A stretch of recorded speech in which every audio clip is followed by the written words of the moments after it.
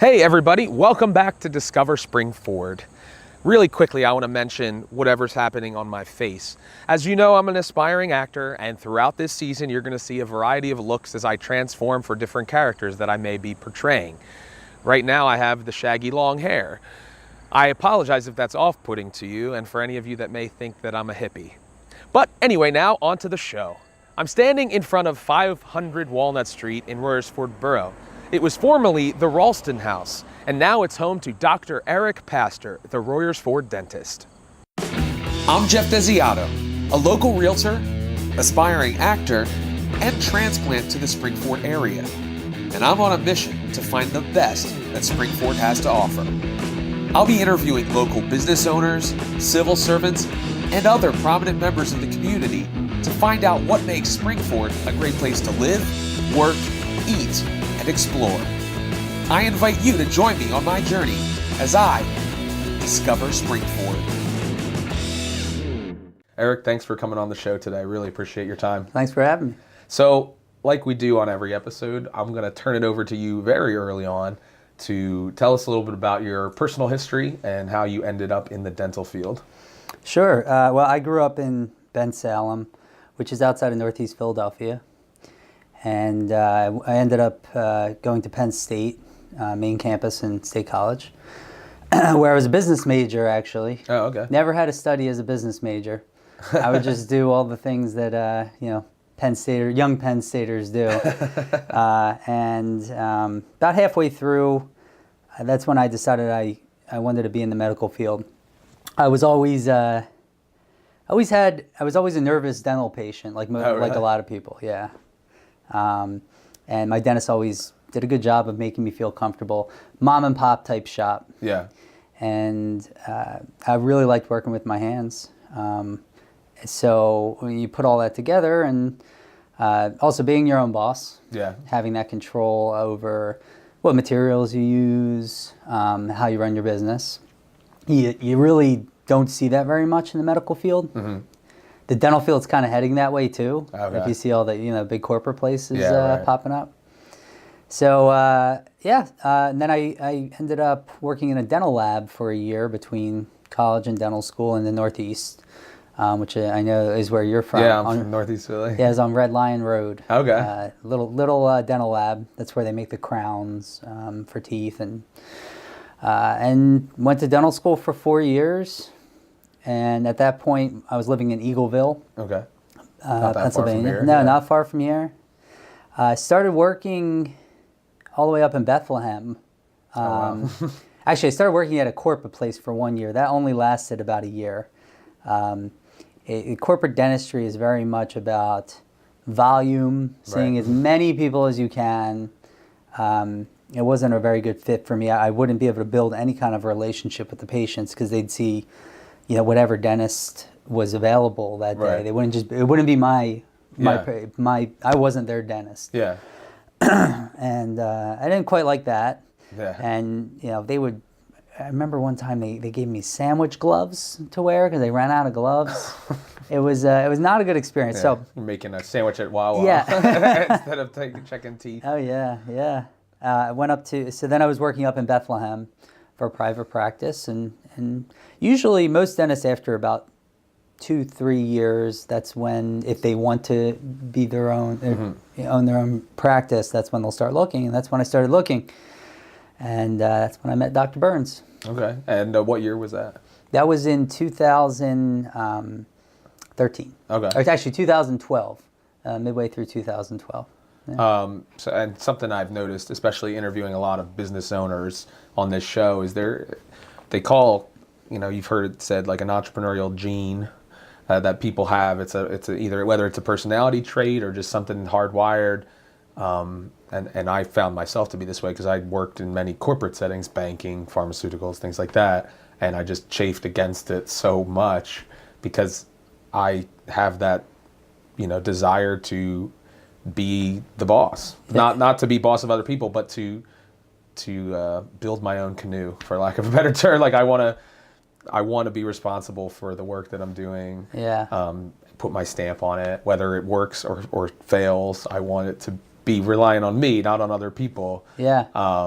And, I'm not surprised when you were talking about the experience you had. It seems that is a trait that we share, especially now in hindsight that you have your own practice, wanting to take over and really build something that you can be proud of, and you can have a reason behind everything that you do. Yeah. You can justify. It's a great way to put it. Yeah. And that's one thing that I always, anytime I work in it, I think I play well with others, but sometimes people I think would say there's different kinds of entrepreneurial genes, as you put it. I am not so gifted as much in administration, but I think any good business owner or entrepreneur surrounds themselves with people who are good at what they're not good at. Yeah, fill in the gaps. My team here at the practice are just phenomenal, and I can't take credit for hiring them all because half of them were here when I took over. Our hygienists, Michelle and Devin Lim.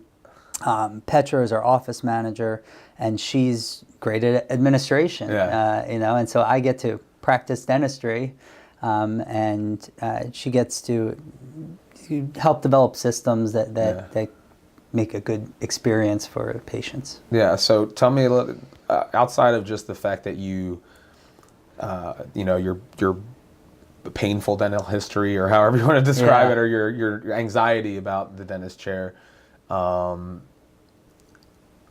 there anything about the dentist that you grew up with? Did you consult him at all as you just started to get into the field, or did you ever reach out to him or look to him for advice at all? I think that honestly, there's not a great answer for that other than I was anxious and he had nitrous oxide. Okay. Yeah. And that helped. Yeah. Sure. And so I've sort of made it. I always say I'm the dentist for the scared patient. I have that in my bio on my website. Okay. And so I try to have multiple ways of keeping people calm.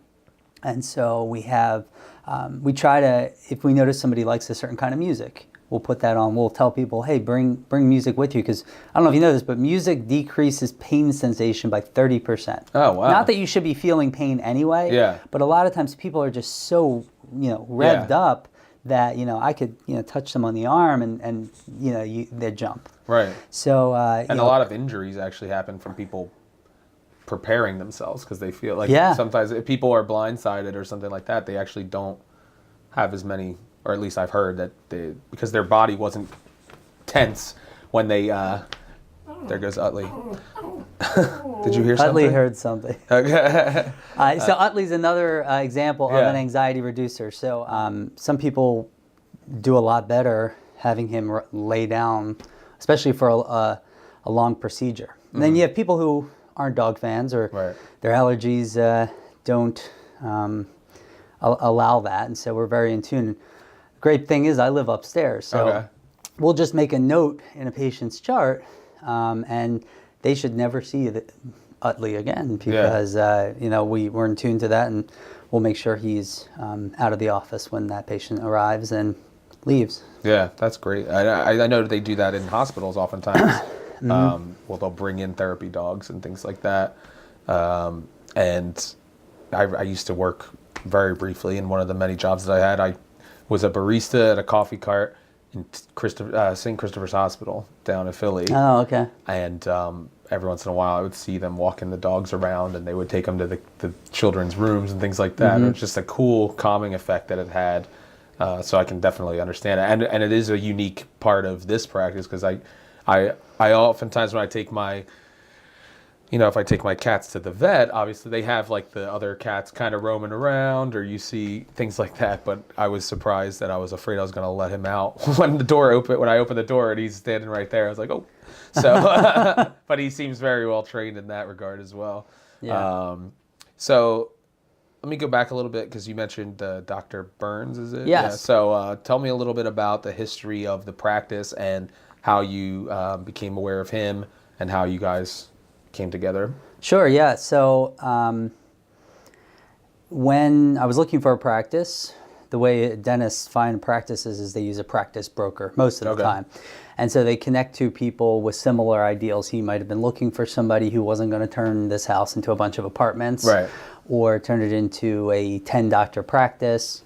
And I was looking for, I was not looking for a home office. So this is a home office, which is a very, it was much more common in the past. Yeah. And usually a home office for a dental practice is like a split level. So you're seeing patients and maybe your kitchen is 10 feet away. This is a very unique home office. And so I met Dr. Burns, who had been practicing here for 39 and a half years. Oh, wow. I like to always point out to him that he didn't hit 40. But him and his wife, they lived upstairs, and they were, Dr. Burns actually grew up in the house. Oh, wow. His picture's right on the wall over there. You can we'll take a shot. Take a look at it. He grew up in the house. His father was a physician out of this house. So the house was built in 1909, and it's definitely a staple in the community. I can't tell you how many times I hear people say, "Oh, growing up, I always loved, this house," or walking by, I always admired the house. And it was built in 1909 by the treasurer of Diamond Glass Company. Oh, okay. Diamond Glass was down on 2nd, I believe. So William Ralston, his name was. And unfortunately, Mr. Ralston and his wife had a car accident in 1929, I believe, and they both passed away. Wow. And I actually had a patient, she's 96 years old. She's the niece of the Ralston family. Oh, really? She remembers running around this house when it was one big house. Oh, my goodness. And Dr. Burns' father turned it into a physician's practice. He was a physician, Jess Burns, his name was. And then Dr. Burns in the 70s started his dental practice alongside his father. Oh, it is. Yeah. A long line of dentistry. So, one thing that he was looking for was somebody who was going to live here and care for the property and become a part of the community. Right. And it seemed like a great idea. Yeah. I'm glad I did it. Yeah. So did you come and work alongside him for a time, and then eventually transition into the primary, or how does that kind of work? So there's a lot of different ways of that transition. Yeah. He was advised, and I was advised, you want to keep the transition as short as possible. Mainly for obvious reasons. Whatever systems they developed over 40 years, they had reasons for that. And if a new doctor comes in and suddenly wants to change things, it can create friction. So we have a great relationship, and maybe it's because we listen to the advice. On top of that, they were living upstairs. I took over the practice January 2nd of 2013, and they lived upstairs while their new house was being built. Okay. For 9 months. So he would come down all the time and introduce me to patients, and that was very helpful. That's good. Yeah. So it's been 5 years now that you've been here. Yeah. Prior to being here, had you been a part of Royersford at all, or this was the primary reason why you ended up in Royersford? Dr. Burns asked me when I first interviewed with him, why Royersford? Yeah. And my answer was, because this is where the practice broker sent me. Yeah. Getting to know Royersford has been a real pleasure, and it's such a great fit for me. Yeah. We have high quality chops here, but what I love about the people here is you don't have that mainline attitude. Yeah. It's very down to earth people with. That many of our patients become friends, right? And I see them around town, and very friendly atmosphere, and it's been a real pleasure being a part of the community. And I'm happy to say I'll probably be here for another. I'm going to hope to hit 40 years, so 35 years. Yeah. Well, that's cool. Yeah. Now, was it always the Royersford Dentist here, or is that something you adopted yourself? I kind of just picked that name. Yeah. That's cool. I like it. Yeah. It's very simple. It'd be like, Eric? No. Oh, he's the Royersford Dentist. Dentist, okay. Yeah. No offense to the other dentists in Royersford, but hey, he picked the name first. That's great. So tell me a little bit about, I know you also work very heavily with a nonprofit organization. I'll ask you to share as much about that as you're comfortable, some of the history of that, and things that people can do to support it as well. Sure, absolutely. Most people nowadays have been touched by cancer at some point. Someone in their family or loved one or friend, and I was unfortunate to lose my wife to cancer about 3.5 years ago, and it was breast cancer. And she was a teacher. One of the reasons why we even moved out into this area, she was a teacher at Tredyffrin or TE school district, elementary school teacher, and she touched a lot of lives. So we erected a foundation in her honor called Rachel's Helping Hands. And what happened while she was going through her battle, it occurred to us how difficult it must be for a lot of families to make ends meet during a battle with cancer. It's she was lucky enough to be a teacher where she could go on medical leave and save up sick days, but for a better part of the year, she wasn't working. And medical costs add up, and it can become very difficult to make ends meet and get single mother or single father. So anyway, a goal that we had, to honor her was to try to have an annual fundraiser where we raise money, and we set up a nonprofit where we distribute that money that you can apply for help online at rachelshelpinghands.com. Or .org actually, and we have an annual 5K run walk in Wilson Farm Park, which is in Wayne. And it's a great event. It's a good family event. We always have like a bounce house and face painting and whatnot. We have runners, we have walkers, and we've raised over $110,000, and we've distributed $75,000 to over 50 families. That's great. So helping a lot of people, and this will be our 4th year doing it. So the race is October 21st. You can do a zoom in later. October 21st, and we also have we're doing a second event this year. So the second event is in Doylestown, and that's called the Tough Pumpkin Run. And the idea is you pick out. It's at a pumpkin patch, so they have all these leftover pumpkins. It's on November 11th. So it's after the season of pumpkins. Exactly. So you pick out a pumpkin if you want, and you run. I believe it's a 3K with it. Or you can walk, and you get to keep the pumpkin at the end. So you pick a big pumpkin, you get a big pumpkin. You pick a little pumpkin, you get a little pumpkin. But we already have a lot of people signed up for that race, so we're excited about helping people with that. Yeah, and we'll include all this information below the video so people can get involved with it. And thankfully, the timing of this episode being, I believe, September 30th. Will be the air date, so it'll be up in time for people to find out more and hopefully get involved in these events to help a very, very important cause. That's really cool. So this nonprofit, how long has it been in operation now? Pretty much since you passed, so about 3.5 years. That's why this will be the 4th year. But one thing we're very proud of is that everyone who serves and volunteers is completely on a volunteer basis. There's no salaried employees. And when we had to come up, this was all new to me working for a nonprofit, but what I learned is we had to make the decision, all right, we've hosted an event, we are going to distribute this money. Do we give it to another nonprofit who is already set up to distribute? Do we develop our own systems? And we chose to develop our own only because it gives us that control to make sure this money is really going to help, everyone.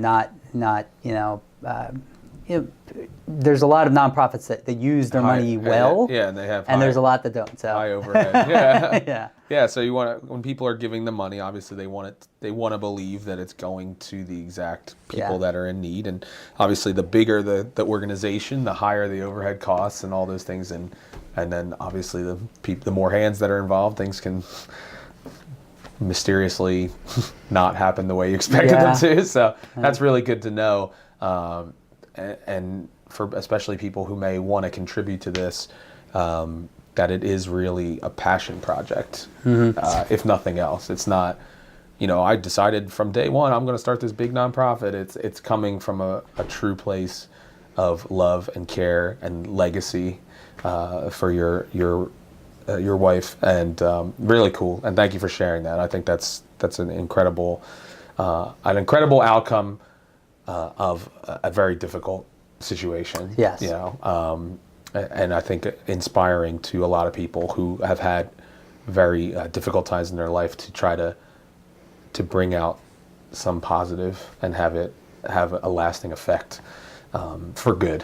And that's really awesome. So transitioning a little bit, let's talk a little bit about the practice now that it's yours and you've established things. I know you said that before we started, you guys are really trying to stay on the cutting edge with technology and things like that. So tell people a little bit about the practice, the operation here, just in case they may be wanting to find a dentist. Sure.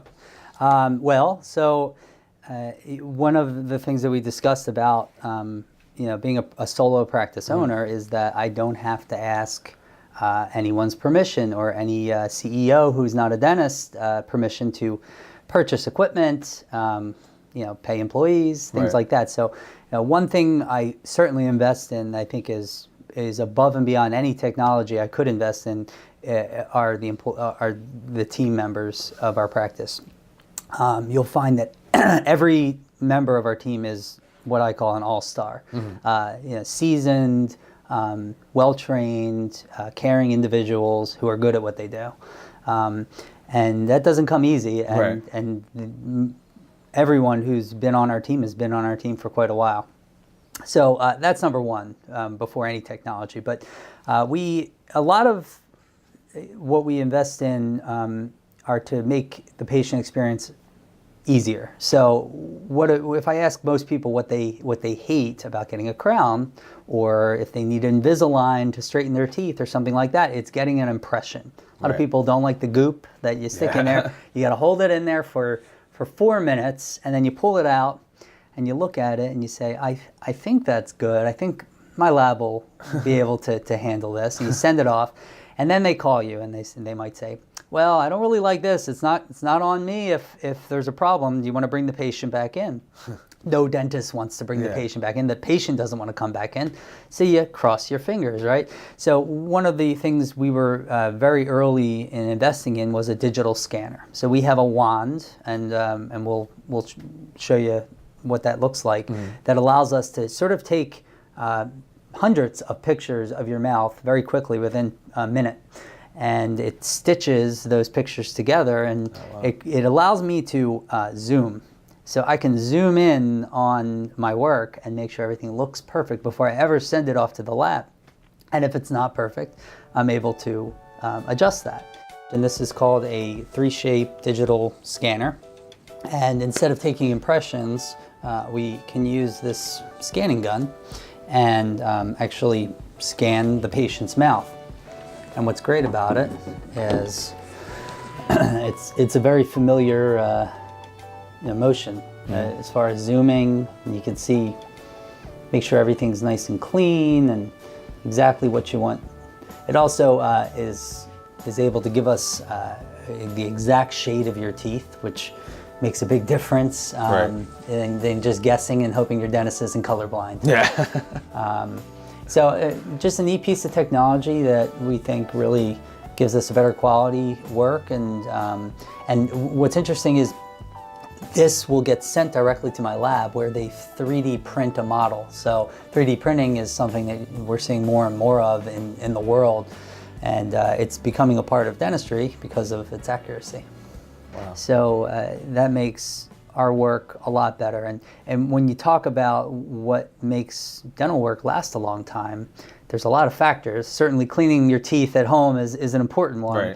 But one thing you don't know as the patient is how good the work that the dentist did, because you can't see in your own mouth. So this allows us to ensure that our work is good. And I also have a piece of technology that's pretty cool. You can bite into, it's a sensor, and it shows up on a screen, on our computer screen, what parts of your mouth are hitting heavy. Okay. So one thing we try to do as a preventative measure to get people's teeth not break is to try and harmonize their bite, get their bite nice and even. So that's a kind of a cool piece of technology that's cutting edge that we also have. That's really cool. Yeah. Now I have to ask this because there's a stereotype among doctors and dentists especially that they don't practice what they preach. So are you a regular flosser? I am. Put you on the spot? Okay. I am actually. You know what? I used to not be. Yeah. And there were two things that caused me to change. One, anyone could experience, and that was I went to the dentist in my mid-20s, and I had 3 cavities, I think. And I was like, all right, well, I don't like getting dental work. Yeah. Right. So I'm going to change that. It takes 21 days to formulate the habit. So I did it for 21 days, and now I'll tell you right now, if I don't floss, my mouth feels gross. Oh, wow. Because that's my norm. Yeah. When I wasn't flossing, my mouth didn't feel gross. Right. You know? The other thing that caused me to change is when I was in dental school, they showed a microscopic video of the type of bacteria that's underneath those gums, and they look like little worms. Oh, gosh. And I feel like if I had a screen of that playing, it might get... reasons to floss. Yeah, but it might also creep some people out, too. Yeah. So I've chosen not to. Yeah, you've cultivated a very pleasing aesthetic here. I think that would upset the people that, they would need Utley to come and comfort them immediately if they saw that video. Yeah. That's really cool. So tell us a little bit about how people can find out more about the practice here, about the nonprofit. You can share your URLs and things like that, and any upcoming things that for the future of the practice that you might want to be interested in letting people know about. Yeah, sure. Well, we're www.theroyersforddentist.com. I'm always trying to update the website when there's specials that we're having. We are going to be having a campaign on Facebook with which is the Royersford Dentist. If you look that up. So keep an eye out for some Facebook advertisement coupons, some giveaways that we might that we're going to start, and we're just happy to be a part of the community. To allude to one of your other episodes with Bill Bruner, Bill sells 3 books over at the Historical Society, and these are a favorite of our patients. Oh yeah. I have this one right here on my coffee table. And they're all different. Some tell a little bit more of a story, but they're all about the history of Springford. We also have yearbooks dating back to maybe 1974 that Dr. Burns started collecting. Oh, really? So patients love coming in and finding them or their parents in the yearbooks. Oh, that's awesome. Neat, yeah. You should. I forget what years. Bill said that. Yeah, they're missing 2 years. Yeah, but I don't know if they're ones that you might have. Well, one of them, I believe, is one that we had, but we gave it to them to scan it. Yeah. So they could at least have the record of it. That's cool. Yeah, so you can go back, obviously, and watch any of those episodes on discoverspringford.com. And are there any pictures of this house? I would imagine there probably are in these books. I believe there's one, yeah. And then, certainly from the newspaper article of the Ralston's passing, there's a picture of the house when it was built. That's really cool. Yeah. A lot of history in between these 4 walls, I'm sure. Yeah. A lot of people that were treated here when it was a physician's house, and then also when it was Dr. Burns was here for 39 and a half years. Yeah. I'm sure a lot of people's smiling faces in Royersford have been a direct result of both you and Dr. Burns' work. So, Eric, thanks for your time. I really appreciate it. Thank you, Jeff. Yeah, no problem. Make sure you guys floss every day. I know thinking about those worm things is going to make me be more vigilant in my flossing every day. For sure, every day. So please check out theroyersforddentist.com for more information. And Eric, thanks a lot. Really appreciate it.